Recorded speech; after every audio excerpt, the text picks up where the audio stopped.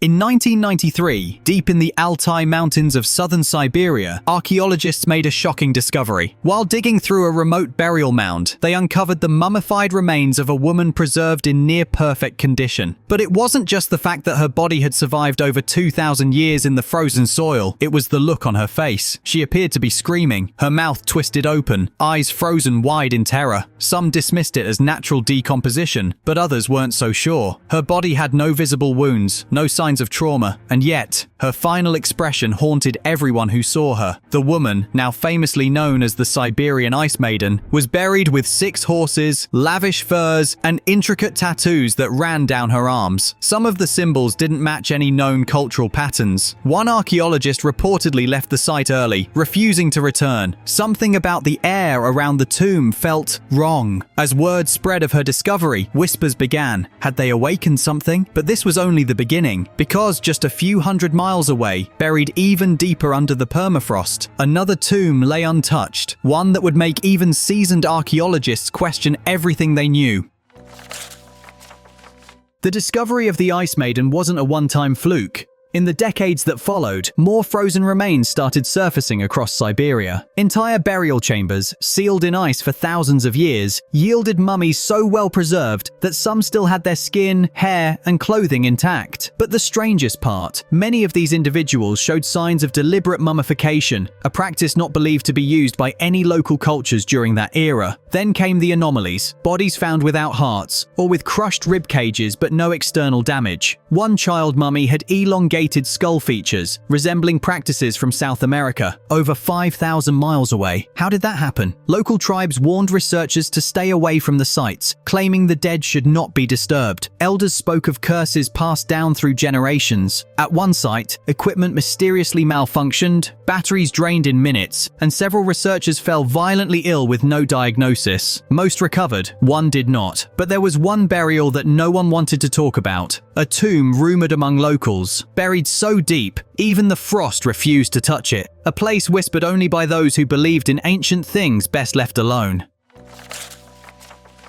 It started with a sonar scan. Deep in the Siberian wilderness, an exploratory team found a large, rectangular anomaly buried beneath over 30 feet of frozen ground. It didn't match any natural formations. With difficulty, they drilled and uncovered what appeared to be an ancient chamber, sealed tight with iron plates. Strange, rust-resistant iron that modern analysis couldn't easily explain. Even weirder, it was magnetic. Inside was a single sarcophagus, not made of wood, stone, or even clay, but what appeared to be a smooth black metallic alloy, unmarked, cold to the touch. When opened, the team found a woman's body inside, but she didn't look ancient. Her skin was soft, her hair was still dark, her fingernails were manicured. Carbon dating results were inconclusive. First it read 200 years, then 2000, then nothing at all. The machine couldn't get a consistent read, but the real horror came when her eyes opened. Just a twitch, barely perceptible, but multiple team members swore they saw it. That was the last time anyone was allowed near the site. The Russian government quickly closed the dig and classified everything, but by then, it was too late. Word had already spread, and rumors traveled fast. The Iron Woman wasn't buried alone. There were signs of others, sealed even deeper beneath the ice.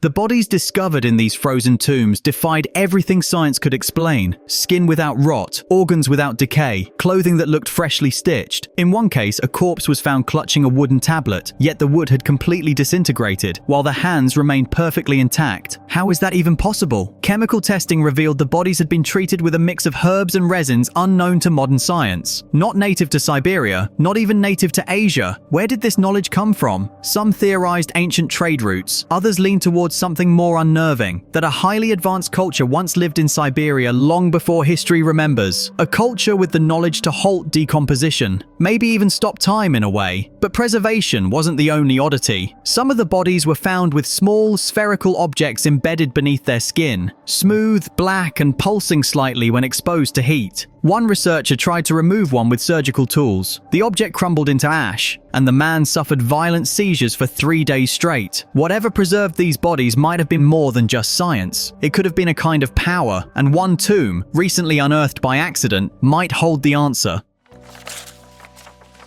It was supposed to be a routine oil exploration. A remote drilling team stationed hundreds of miles from the nearest village hit something unexpected underground. Their equipment shattered. The ground vibrated. What they had struck wasn't rock or ice, but a hollow chamber. With authorization granted, a small archaeological team was sent in. What they found sent shockwaves through the field. A massive stone structure, shaped like an inverted pyramid, buried in layers of black soil and ice. No inscriptions, no markings, no signs of human craftsmanship, but unmistakably constructed. Inside were multiple burial chambers, all leading to a single central tomb. Unlike any others, this one had no carvings, no hieroglyphs, no signs of a name or date, just a stone slab, and beneath it, a skeleton unlike anything seen before, taller than any local population. Skull elongated, ribcage wider, and clutched in its hand, something metal, something etched with a symbol no one could translate. The object has since vanished. Some say it never existed. Others claim it was smuggled out in a diplomatic briefcase and flown straight to Moscow.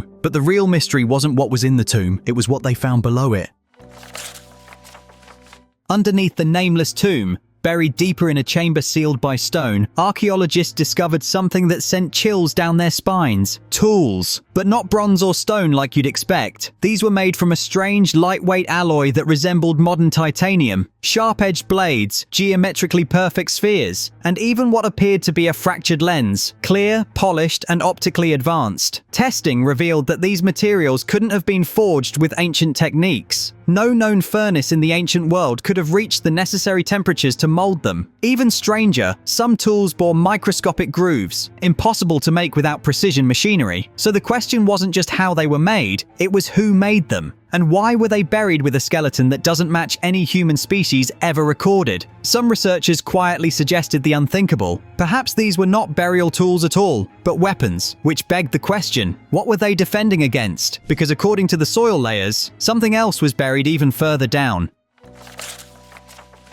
A week after the strange tools were found, ground-penetrating radar revealed another object lying nearly 60 feet below the tomb's lowest point. When excavated, the team uncovered a stone chamber, circular, smooth, and humming faintly. At the center, a strange object, shaped like a small dome, wrapped in thick metal coils and etched with bizarre lightning bolt patterns. It looked like a machine, a power source. When researchers brought a basic voltmeter near it, the needle spiked, but there were no batteries, no visible energy supply. And yet, it pulsed, slowly, faintly, like a dying heartbeat. No one could figure out what it powered, but its shape matched descriptions from tribal Siberian legends. A sun trapped in ice, hidden beneath the world to keep it from waking. That same night, camp power systems failed, cameras shut down, batteries drained, and one worker vanished into the snow. Search teams found his footprints, but they simply stopped mid-step, like he had been lifted out of existence. Whatever this object was, it wasn't dead, and it wasn't alone, because the deeper they went, the more signs they found of watchers.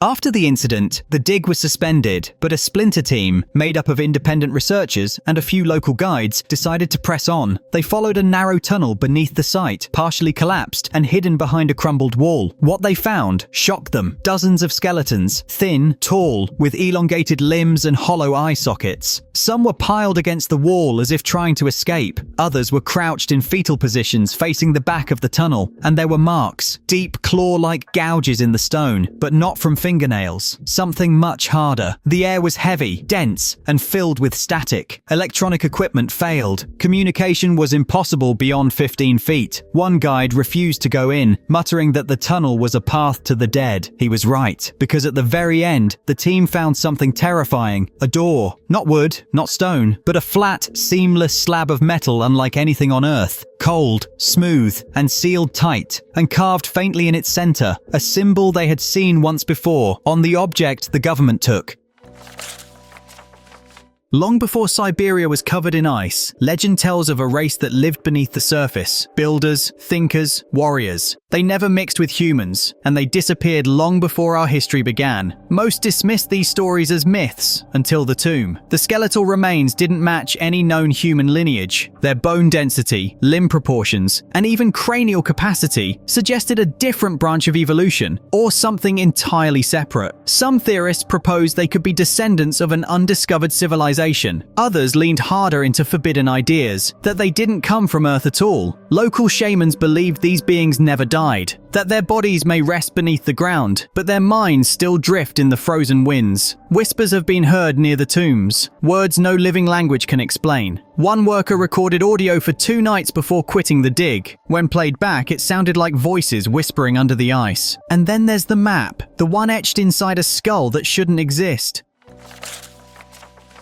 After news leaked of the mysterious tomb, a second team of scientists, military-backed, was sent to secure the site. When they arrived, several of the more unusual skeletons had vanished. Crates were labeled, sealed, and airlifted out within hours. All records were confiscated. What remained was barely a fraction of what was there before. A few photographs survived. One showed a skeleton over 7 feet tall, its hand clutching what looked like a small rod covered in metal veins. Another photo, quickly scrubbed from the internet, showed a chamber with 3 sealed containers, long, human-shaped, and transparent. But inside, only ice, or so they said. The original research team was disbanded. Some went silent, others disappeared entirely. One wrote an anonymous blog post before going offline for good. His final words? "They took the bodies, but not the truth. That's still buried." So what was in those containers? And more importantly, who or what sealed them shut? One of the more disturbing findings came from a single artifact buried under layers of bones, an object that shouldn't have existed. It was a disc, just 6 inches across, made of polished black stone with a glowing pattern that pulsed when held. Experts were baffled. The markings weren't decorative, they were structured, almost like circuitry. But the real shock came from the isotopic analysis. The materials in the disc didn't align with any known Earth-based composition. Even stranger, when they ran thermal imaging on it, the disc revealed internal structures, tiny moving parts, far too complex for ancient tech. Theories exploded. Some claimed it was an ancient battery. Others believed it was a form of alien communication. But the artifact was swiftly confiscated by the same military unit that had secured the skeletons. A scientist later claimed to have reverse-engineered a small portion of it. It allegedly produced a low-frequency vibration when exposed to moonlight. But he never published the findings. He disappeared 3 weeks later while hiking in the Ural Mountains. Was the disc simply misplaced technology, or something left behind on purpose? Before the site was shut down, a few genetic samples from the skeletal remains were smuggled out and tested independently. At first, the results seemed fake. Contamination maybe. But after repeated analysis, a terrifying pattern emerged. The DNA from several specimens couldn't be traced to any human population. Not modern, not ancient, nothing in the global database matched. Some samples had human markers, but with twisted mutations. Genes that regulate brain function, immune response, and even bone density appeared to be artificially enhanced. It was like looking at something that had evolved elsewhere. One sample had mitochondrial DNA that shared partial markers with humans, but also had completely foreign strands, like someone had taken human DNA and rewritten it. But for what purpose? Even more unsettling was that the sample showed signs of extreme longevity. Cells that should have degraded were pristine. It was as if the being had barely aged. Were these the remains of an ancient engineered species, or proof that something non-human walked the earth long before us? The truth might lie in what disappeared next. Within 2 weeks of the tomb's closure, every remaining artifact, tools, bones, writings, even soil samples, was removed. Officially, the site never existed. It doesn't appear on any excavation maps, and the Russian government refuses to acknowledge any discovery in that region. Satellite images of the area were mysteriously blurred out. A local guide who had worked with the team was later arrested on unrelated charges, then disappeared from custody. No trial, no record. Even university archives that once stored research related to the dig now show empty folders. Professors who spoke publicly were reassigned or retired early. One attempted to leak photographs to an independent news outlet, but the photos arrived blank. Not redacted, not blacked out, just blank. It was as if someone had erased not just the evidence, but the memory of the place itself. But one file did survive. A scanned notebook page showing a diagram, a map of unknown tunnels, and a name written in bold Cyrillic, Kova 7. That name would reappear in a place no one expected.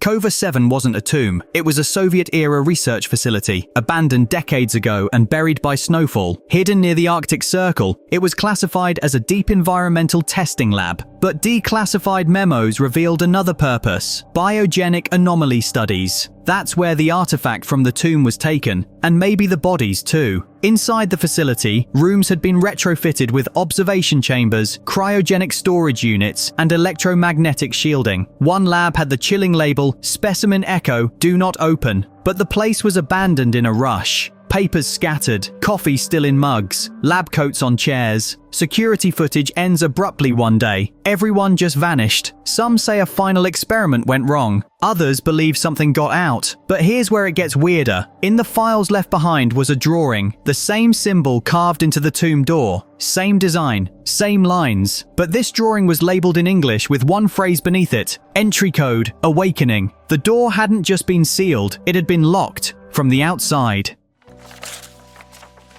Not long after the site was closed, locals started reporting strange activity in the nearby forests, unexplainable lights, magnetic anomalies, and even disappearances. One hunter found his entire compass kit fused together, the metal warped like it had been melted from the inside. At night, villagers reported hearing deep, rhythmic sounds beneath the ground, like breathing. Authorities blamed natural seismic activity, but geologists confirmed no tremors in the region. Then came the sickness, a strange affliction that hit only those who had visited the tomb or worked on the excavation team. Symptoms included vivid hallucinations, paranoia, and eventually violent behavior. It was dubbed the Tomb Curse by online communities. Some believed exposure to the artifact or the tomb's energy source had triggered something dormant in their bodies. Others insisted it was psychological, but one researcher, right before his death, claimed he had dreams of a being made of ice and light, speaking in a language that vibrated the bones. He wasn't the only one, because that same dream was later described by someone else, someone who had never been near the tomb, but lived hundreds of miles away, and what he dreamed led to the most shocking discovery yet.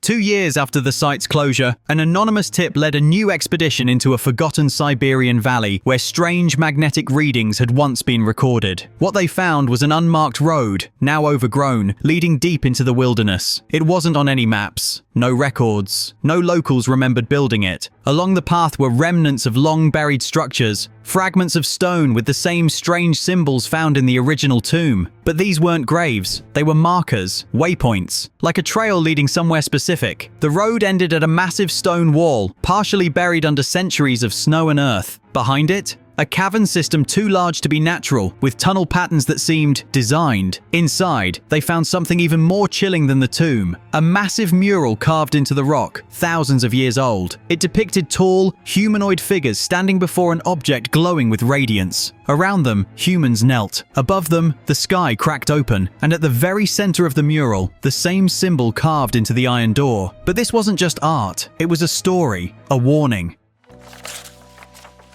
The mural had coordinates carved into its corners. A set of them pointed toward a specific region in eastern Siberia, unreachable by road, hidden by glaciers. But one expedition made it by helicopter, following the map's direction. There, buried beneath a shallow ridge, they found another tomb, far older, far deeper, and colder than any before. Inside was a single body, fossilized by time. The skull was partially shattered, and inside the cavity, archaeologists found something truly unexplainable, a tiny crystalline shard embedded directly into the bone. When scanned, the shard revealed a three-dimensional map, not just of Earth, but of Earth at different stages. Glacial ages, shifts in continental plates, future coastlines, past ones, all accurate. One part of the map was pulsing, highlighting a region of the globe far away from Siberia, near the South Pole. The artifact was quietly taken, sealed away, but photos leaked. And in every version of the map, one thing remained consistent. A small marking at the heart of Siberia, where the first tomb had been found. It wasn't a grave, it was a starting point.